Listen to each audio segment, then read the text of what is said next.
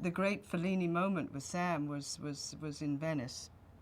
Um, James Coburn, Sam, and I went to Venice while we were shooting Cross of Iron because we were sort of bogged down with, with dirt and dust and tanks and German producers, and Sam just wanted to get away. So the three of us went to Venice, which was just across the border from Yugoslavia, so for the weekend. And Sam stayed in bed, and James and I went downstairs to go shopping. We were going to spend the day in Venice shopping. We go downstairs, and standing in the lobby, in a huge fedora and a beautiful cloak, was Federico Fellini, who immediately embraced Jimmy and hugged him and said, "How are you?" blah, blah, blah.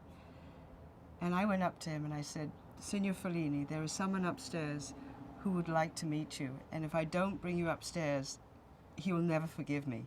And I actually didn't tell him who it was, and he was very gracious because he followed me upstairs. I mean, it could have been anybody. It could have been an axe murderer. And I knock on the door, and all you could hear on the other side was, "I'm asleep, fuck off." And I said, "Sam, there's someone out here I want you to meet, and you're going to be very upset if you don't." He said, "Door's open." So I opened the door, and Sam's stark naked on the bed. And I walk in with Fellini, and Sam looks up, sits up, and says, "Oh my God." And I said, "Federico Fellini, Sam Peckinpah." Fellini throws his arms around Sam. Sam's stark naked. Sam sits back on the bed. Fellini sits down by the bed. And Jimmy and I just left.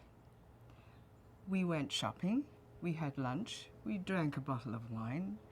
We spent the day in Venice. We come back upstairs, knock on Sam's door, open the door, and sitting in exactly the same position as we left them was Sam and Fellini with a bottle of whiskey and cigarette butts all over the place, still talking. When we left the hotel the next day, there was a little note which said, "Mr. Peckinpah, it was a pleasure to meet you like it is always a pleasure to meet an old friend."